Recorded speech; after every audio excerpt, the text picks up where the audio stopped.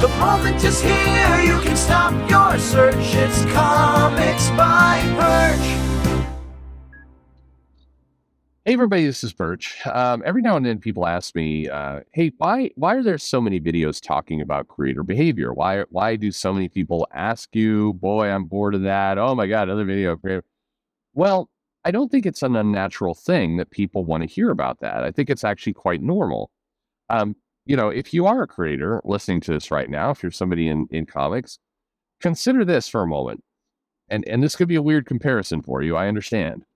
But when you look at shows like, Housewives of New Jersey or wherever it is, these kind of reality shows, the Kim Kardashian stuff, the behind the scenes reality shows of celebrities, hell, even TMZ and kind of gossip, all that kind of stuff. The reason it's popular is because it's giving a behind the scenes look into something that's normally opaque. And in this instance, you got a bunch of people who collect, read comics. They know there's human beings behind those comics, the creators, but they really don't know anything about it. They don't know about you. They don't know what you do. They don't know any of that stuff. So they're actually very curious to learn. They want to know what is Scott Snyder do at a party? What does he talk about? What is Donnie Cates? Did he keep that hat? I don't, whatever. But there's a lot of that. Those questions are up. So, people are very interested in learning and try to just thinking about creator behavior. I think it's very, very normal why people ask. But I get every now and then people are like, I don't know why so many people are obsessed with readers, because you're the ones making the comics that they read. That's why. And people naturally want to know the behind the scenes stuff. And then when you go on Twitter and you kind of like tease a little bit, with tweet like, it looks more like a club, like a private club. People want to know what's going on in that club. That's not unusual. It's actually really, really obvious. And so many of you, I know you also go on social media, you engage with creators and everything else. Next time this comes up, just like, yay, old Uncle Perch was explaining this. It's like, we want to actually know what's going on with you guys. I mentioned that once to a creator, like, I don't see why that's creepy. I don't understand why. It's like, oh, come on. If you didn't understand why, you wouldn't be on Twitter in the first place getting dopamine hits for, talking about capitalism. Weirdo. Anyway, you don't get it. All right. Anyway, let's get to this mail, which is kind of, that was a lead up to the mail, which is all here. It says, "Hi, Perch." That's a nice classic. A new listener here and new fan to comics in general. Been a Marvel fan for a long time and loving the Midnight Suns game. I got into comics for the first time. I had a blast with X-Men, Black Cat, and especially the current Invincible Iron Man run. Really? Camo one or the Duggan one? Either way, interesting. Then I tried to catch up on Spider-Man. And by the way, as I read through the rest of this mail, I think this is the problem. Right? Just like I can have a reaction. I wasn't a big fan of Catwell's Iron Man run. Duggan's is better. I'm not loving that either. But, I can understand how somebody would like it. Whereas when we're getting into Spider-Man, it should be a little canary in the coal mine warning sign to Marvel, because when people start to universally have issues with a comic, no matter where they're coming from, that's something to pay attention to. It's kind of the zone we're in here, but let's go back to the mail.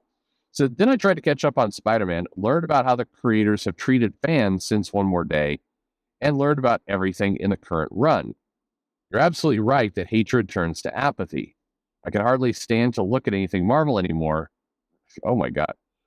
Because I know the company is fine with a Spidey team that only wants to rage bait and tear down its characters. Growing up as a nerd, you get bullied enough for your interests. I don't need the interests themselves mocking me. That's not what entertainment is for. Now I'm starting to feel kind of bad you shouldn't be sick of it. I mean, if you loved Midnight Suns and you like that Iron Man run, don't let one comic destroy everything for you. If I'm personally responsible for that, that's awful on my part, not you. I'm sorry for doing that.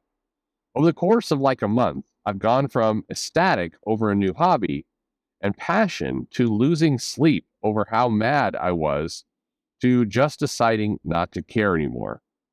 I'm glad you got there, honestly. If you're losing sleep over being mad, it's better to be apathetic.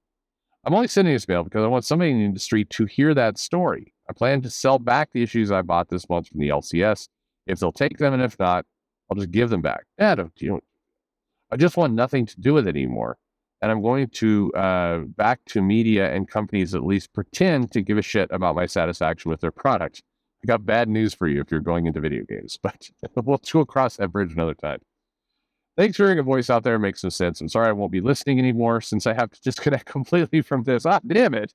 I lost a subscriber. I'm sad to have a new passion die so quickly, but hey, Honkai Star Rail, Honkai Star Rail. God damn it, I should know what that is. I'm old. Comes out next week. It's games. Gacha games. Oh, okay. Gacha games may be predatory, but at least they want you to smile while they take your money. Okay. Well, just to be fair, you might be overreacting a little bit. And I say this from the standpoint of there's a lot of different comics and a lot of different behaviors, a lot of different personalities in comics. You can't judge the entire industry by one book. The reality is there's so many different things going on. And, and this has been true forever. You've had people who are more friendly, more curmudgeon-y, more kind of outright, angry at fans. You've had people who, you've had different people have different career arcs. I think what's interesting is Rob Liefeld is a guy that, a lot of people like, and they of the fans. He's fan friendly now. But there was a time that wasn't the case at all. There was a time, certainly in the 90s, where people were blaming him for kind of dragging down the quality of image. I'm talking about the fans. Rob Liefeld has had he's like a WWE wrestler. He's been all over the place. He's been a heel. He's been a base. He's been a tweener. He's been back again. He's been a lot of different things. And I think he's found his bliss to some extent, where he just kind of enjoys the zone he's in. It works.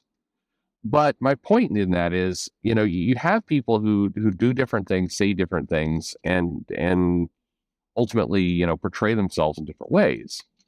And, you can't get too upset with how one person behaves and use it to paint an entire industry. There are plenty of people in comics, hardworking people who are just out to try and kind of do the best they can. If you're frustrated with the Spider-Man stuff, go listen to that Sean Gordon Murphy interview we did. Go listen to Jim's Up. There's lots. Listen to Philip Kennedy Johnson talk about Superman. You talk about somebody who's genuinely excited, wants the fans to be excited, loves that they're reading the book, wants to surprise them, here and also kind of deliver on their expectations in a really fun way. There's tons of great people in comics who are doing great work. If you don't like that, hey, we've done a couple interviews now with Ashley, with Narwhal, who are independent comic creators trying to do their thing. So you have a lot of different voices and people who can give you different types of products. And so, if you enjoyed Invincible Iron Man, and there's always a possibility, by the way, this mail was a bit of a troll. Really? You enjoyed the book? Anyway, if you enjoy these comics, put the story first. It's hard when the creator kind of really, makes their presence known, where you can't separate the art from the artist. And sometimes people get there. Dan Slott, he's behind the book because he tells you about it on a regular basis, and he's obnoxious, and it's hard to follow that. The solution is don't buy Dan Slott. And if you feel like Marvel itself is enabling this behavior, then start cutting Marvel books. Ultimately, you're the consumer, and at the end of the day, you do have the right to do exactly what you did, which is just stop buying and turn to apathy. But comics are pretty magical and pretty amazing. And, if it's not Marvel, if it's not DC, then maybe it's an indie book. Maybe it's something that's printed and distributed. Maybe it's something you go and you buy and it's crowdfunded. Maybe it's back issues through Marvel Unlimited or something else. Maybe it's, Webtoon. Maybe it's manga. There's tons of different options for you. where there are people who are, genuinely passionate about the product. So I would say before you call it a day and go completely off, go into the interviews playlist and listen to some of these people. You can't. I always point, the enthusiasm from Sean Murphy is infectious.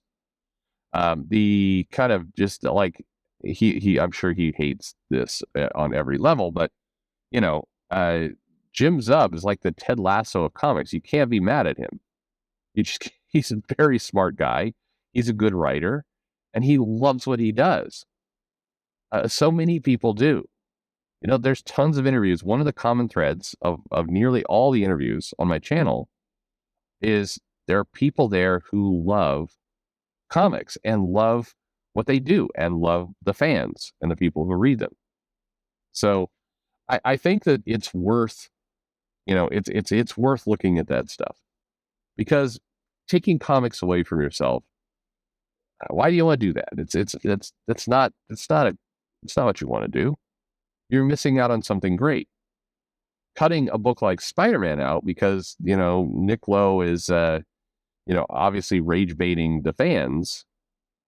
That's being that guy's he's being a prick. He's not speaking for the industry.